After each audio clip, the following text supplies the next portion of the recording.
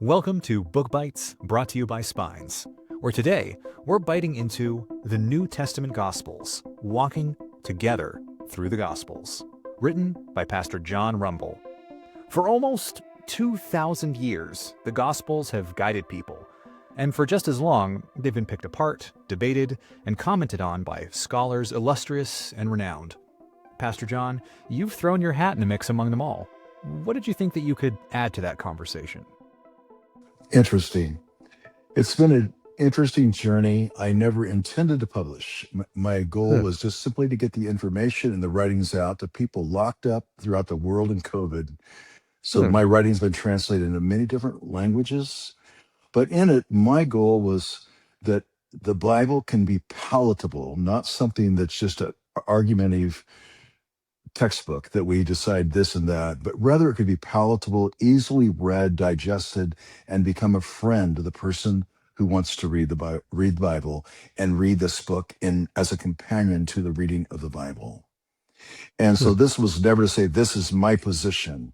It was more like this is just the script of the word as we're reading it, with text, context, both in application and inspiration and education and even devotion, all combined in a way in which it flushes out in a way that we were trying to reach some of the poorest of the poor where we work throughout the world to those who might be challenged scholarly on some level, to just say, let's Hmm. just look at the premise of the writing and let's keep our eyes focused on the bigger pictures and dive down a little bit to some smaller ones and go back up to the bigger pictures.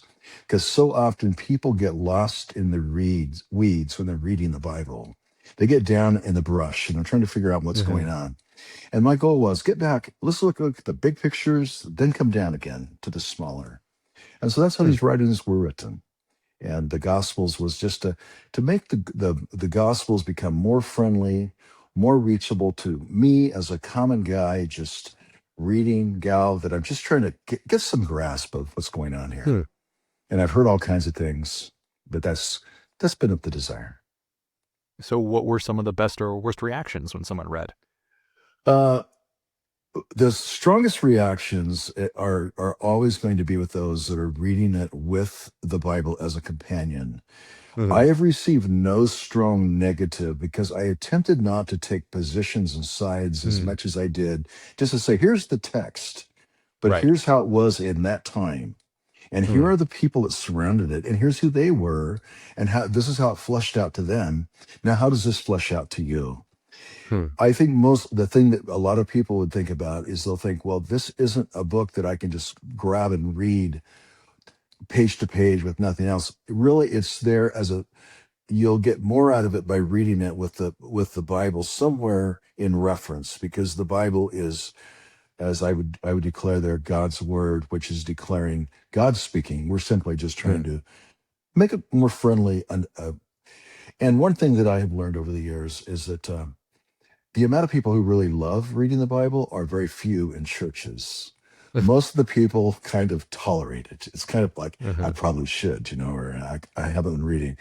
And I'm a strong believer by personal experience that as you invest time over and over, years after years, the depth of it just keeps coming to you, and you really love it. And so some of that depth is touched, but it's not exhausted. It's just touching it to try to Hmm. lift up these gospels in such a way you say, wow, there's a lot here. And a lot Right. of people come to me and say, I just get something here I've never seen before. Hmm.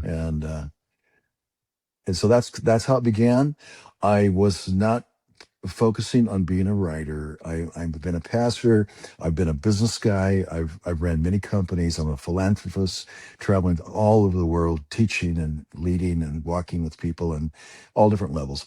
But in it, my mother, 93 right now, was losing her Wow. eyesight. The last book she read was a book I wrote like this, and she says, "John, you've got to get the other ones published. You just have to." And now she's totally blind, still going, just came from her. She lives in California. I live in Kentucky. So Hmm. so that's how it has worked for us. The negative, this is the unspoken negative. I'll give you the unspoken is, hey, I just like a book that'll entertain me for 3 hours. Well, you'll Hmm. probably be blessed if you take the time, but you don't read every page the same as you do a writer that writes that way.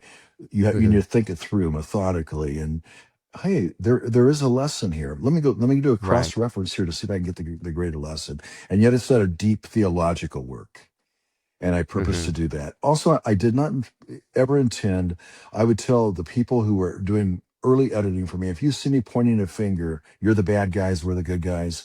No, we're all the same. That's one of the great truths of the Bible is the ground is level. There is no greater or lesser. We all come with the same need and receive the same blessings if we allow ourselves to. So Hmm. so really we've not had any in my congregation that I have just simply stepped back from on a more permanent basis. I have a older sister, and she would come back. She's ordered four or five and wore them out of another writing like this. And she says, the more I got into this, the more I got into the depth of it, the more excited I got. I'm sharing with my friends and this kind of thing. So that's a little bit. It takes the investment of the reading and contemplatively thinking about it, because so many people see religion as just a source of argument. And no, Right. uh, I'm much more of a Jesus guy. You know Hmm. that just find out what God and Jesus and what he means to you, and that's okay. Hmm. You don't we don't all fit in the same box, and that's very clear even in the writings that we were referencing here. That every person that Jesus encountered was different, and their need was Hmm. different. And yet he was there, reaching out in an amazing way. And usually he's reaching out the opposite way we think. We often think, well, this is the way you do it, just give them that. And Jesus might say, no, here, I already have that. How about this? And he was reaching out because he was trying to bless them on an inward way, where oftentimes in our first reaction, it's an outer. How do I put a band aid in this? Or how can I fix this? Or get this case resolved today so I can get on to my next project? So that was a lot of the writing. Again, we don't we just give it for anyone interested. We found a lot of feedback coming from about major countries that Hmm. were translating. This would have been Myanmar, China. These were going into. We work in many countries like this, and they were translating, coming back saying, "Can you give us more writings like that? We're Oh, digesting them. wow. It's making sense. We're getting excited." And so I probably I wrote hundreds and hundreds of just individual writings. They would take Hmm. them, can you get some more like that? And that's when I had them compiled. And then I retired as a pastor. And I had three Hmm. years. I thought, hey, I'm going to get up every day and do something. Maybe it'd be good to start thinking about what, almost like writing a diary. And Right. so I just got lost in the writing. And then I had a team in Myanmar who took these writings and translated them into their language, but made copies for me, rough draft. And I just passed Hmm. out a few. Look these over. So all these got out to a few hundred. And they're people that have worked with me and for me for many years. And so, to me, the teachings of Jesus are just so different than what we first Right. think. That he's not. We first think that Jesus or God is just checking a list in a box, okay, and he's Hmm. an angry. But Jesus was everything opposite of that. I mean, he was loving, compassionate, always reaching to the person that was forgotten, overlooked, didn't get Hmm. invited to the party, whatever it was. And we just wanted that to be magnified as we wrote these writings. And so once again, I'm a pastor that teaches like this and I write like this. Hmm. I'm actually just I come to the well too and I drink the water and say, there it is. Just enjoy Hmm. it. And what it does to you and how it blesses you, that's just for you. I'm not here to say you've got to get this when you're done. Right. I, I love people just to say, wow, I read that and I never realized how it was going to affect me. It caught me Hmm. this way. Because so often I think, this is a worldview that I would have is that we are we spend our lifetime to get people right and we don't Hmm. make people right. God makes people right. And if they can just see Hmm. the Lord, they'll be okay. They'll stumble along like we all do and get back up again and dust themselves off and say, now what do we do? And they'll keep growing through that. Yeah. You said earlier how so many people in the church are not those devoted Bible readers, but Bible tolerators. And that reminded me about something that you yourself even at first experienced, and your 4 a.m. mornings and how you would read scripture before work.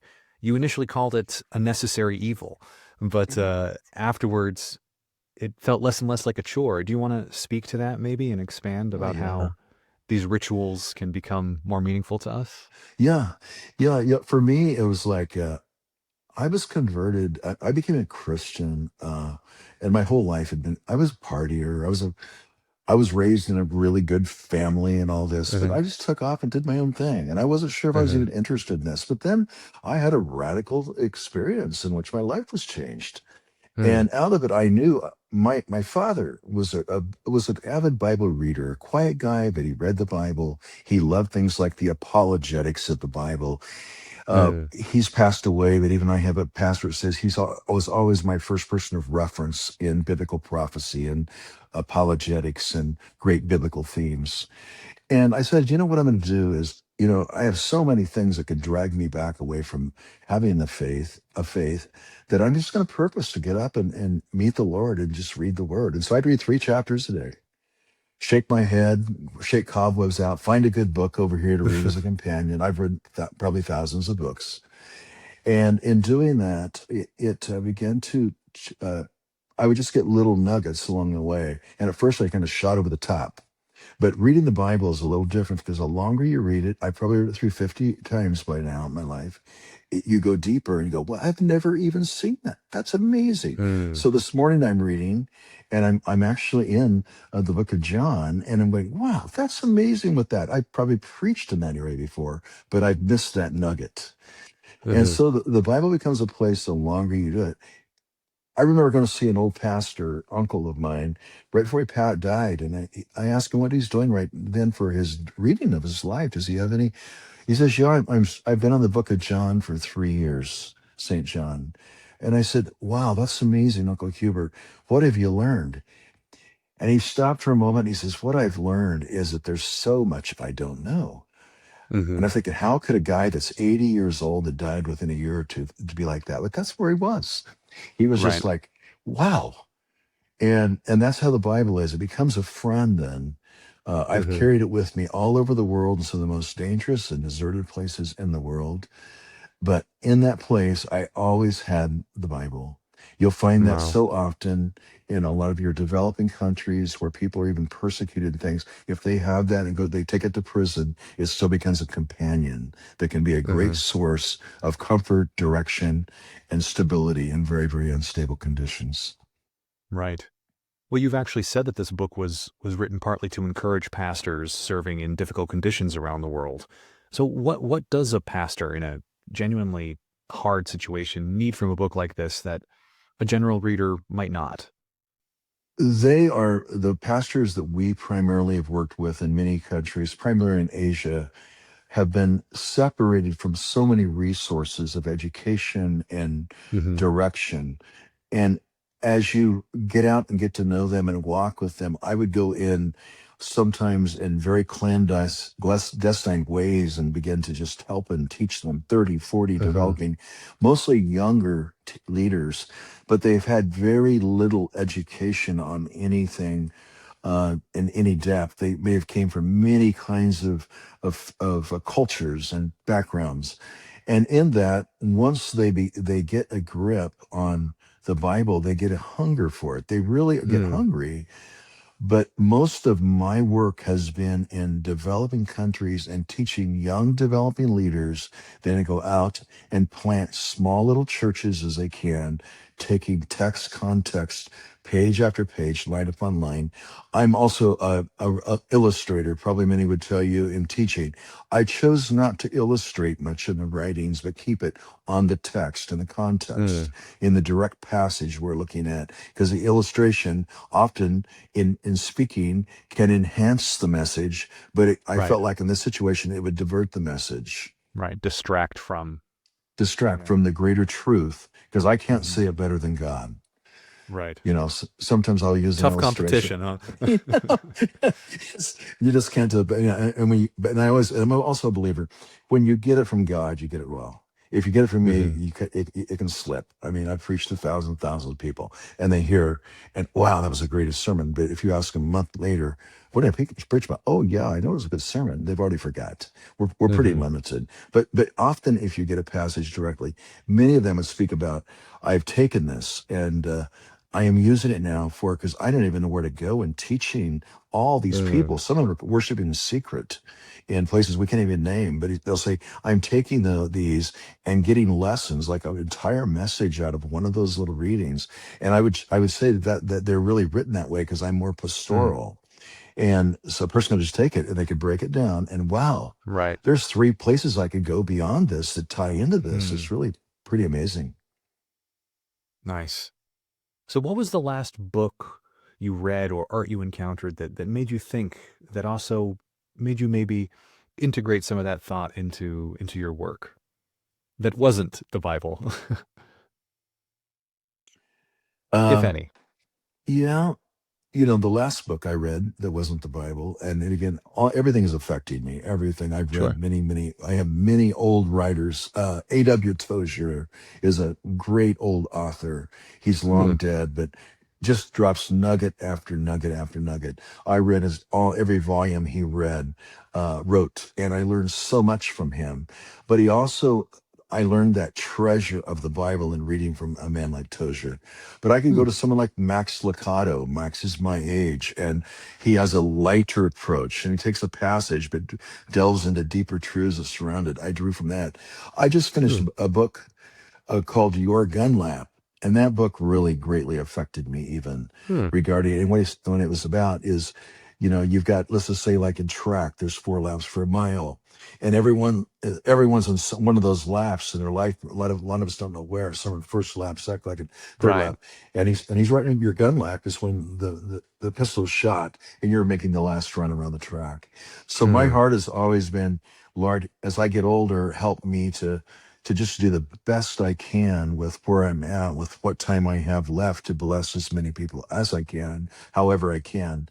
And so books that just like I have one right here I brought over, just like, yeah, all of many people, many writings have just challenged me to a Bob Goff as a writer that I really enjoy. He writes about inside out, upside down. And again, one of the things I see in his writing that is such a blessing that I wanted to do is there's so much to be thankful for if you just focus on Mm. spiritual things. You can get lost in all of these downward spirals around us and decide who's right and wrong. And you can major in that the rest of your life. And probably you'll still be doing it and not solve everything in 5 or 10 years. But I begin to find out too, every text almost in the Bible, if you look carefully, you will find the solution. Oftentimes in this writing, I'll come up, here is the answer just a few verses later to the problem that Jesus addressed, or that one of the Peter addressed, or someone else. And the Bible's written that way, that hang around. You can go all through. I've written a book of Psalms and Proverbs in the same way. You hang around, you're going to see the answer. It's going to come to you. And usually it's in thanksgiving, joyfulness, being happy, looking up, because typically what we do is we keep looking down. So I've Mm. always been drawn to the writer who takes us from this position and takes us up to where now we're looking up. We're seeing blessings, we're seeing goodness, we're seeing things to be thankful for. And we're passing that on to others. I'm a strong. That's been another deep part of my heart. Is a lot of people say you're an evangelist, you're a prophet. We can't even peg you in teaching. You go into several different ways. But my desire is to pass the blessings you've received on to other people. So you'll see that Mm. as a recurring theme, even as you read this writing. Is even Jesus himself would take what he had received from the Father and he's passing it on to these unique guys and gals that were all around him. Yeah. I mean, it's powerful stuff and inspiring stuff. So, what's next? Well, I'm still writing. This is one of the beginning that we're working on through Spines that should be out in publication within probably a year because they've all been written. Mm. I have people say, write an autobiography. I mean, I like to write about someone else. That's me more. My life has been very different. I have also paralleled this, and people will find this. Some of my early reviewers of our writings would have came from a high professional area. Say you had to have a lot of different vocational backgrounds. Well, I started like 15 different companies, but many Wow. of them, my purpose was always once they get going, I would find someone who is on the team or someone else. And so out of those 15 companies, they probably have multiplied, I don't know, into 30, 40, 50 companies Wow. because but I could have held everyone back and grown to everyone. I kept one company 40 years, but I would spin off parts of that, and I would actually sell it for a song, so a person can get a shot and a chance. And yet, Hmm. my so with that, one a book I really would like to write is a book on marketplace ministry and how you can ethically walk through the marketplace. And I have been in almost all levels of high level, all the way to the top corporations in America, down to the streets as a kid. Every company I started with no money, and I had virtually very little experience. And so I Wow. carried many, many licenses, up to 30, 40 licenses. And by the time I finally walked away from my career, it was about 10 years ago, uh, sold my top producing company to a large company, and just walked away, and felt great peace. I felt like I spent the rest of my life serving people, but it came actually because I had been in a place like Cuba, and my wife was writing me a letter in the middle of a corporate board meeting, and she says she never does. Here comes a note saying, "John, I'm reading letters that come from all over the world. When are you going to spend the rest of your life just trying to bless others?" And I Hmm. literally resigned at that board meeting as the founder, the CEO, the 90% owner of it, sold my stock and walked away. My Wow. wife also has been a very close companion with me in every level of ministry, but she hardly ever walked into my offices that I had in business. But at home, she was that person I could just confide in. She would be there. So there's things like just being a minister. There's a lot of books written. I would have walked every level of every company I started. If I didn't know it, Amazing. I never bought it for an investment. I would start at ground level, not to even be ever where it got. It was only just to provide. I was a church planter. So I Hmm. was planting churches, providing jobs for people. Some of those men have great careers. Some of them went off of that and went into other careers. There's been a lot of pastors come out of it, a lot of missionaries come out of it. And it's been a great blessing for us. And so we just want to keep running, and I've never, this is kind of strange, I've never had like these are the things I want to get done before I die. These are the things I want to get Right. done. It's more like I just want to be fruitful, and I want to cross the finish line a winner, and everyone can.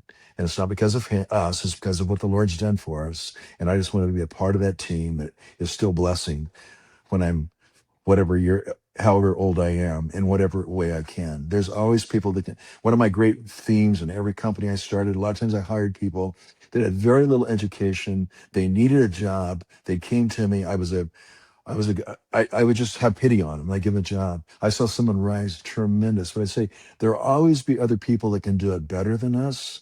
But let's just purpose in this company that no one tries any harder than us. And as a Right. result of it, that was a truth that happened. We have no regrets to that. It's the same with planting churches. They all are growing and flourishing, prospering. I've been a church planner simultaneously. And I have 16 grandkids. The reason I'm Wow. in, yeah, 16, and there's probably right here as we're talking, I have my son from India coming to me saying, "Dad, here's what I'm doing. Great guy, building a great team in the poorest of the poor, on the lowest of the low of India." And so that's just one of many, many types of outreaches that we're involved in, either directly or indirectly. Most of them quite directly. We didn't seek That's that. amazing.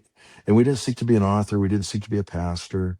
They just kind of stumbled in our way. I've been pastoring for 45 years, and I spoke last week in my old church, and 2 weeks before that up in Washington State. But I just love to bless and help people. It's the greatest joy of my life.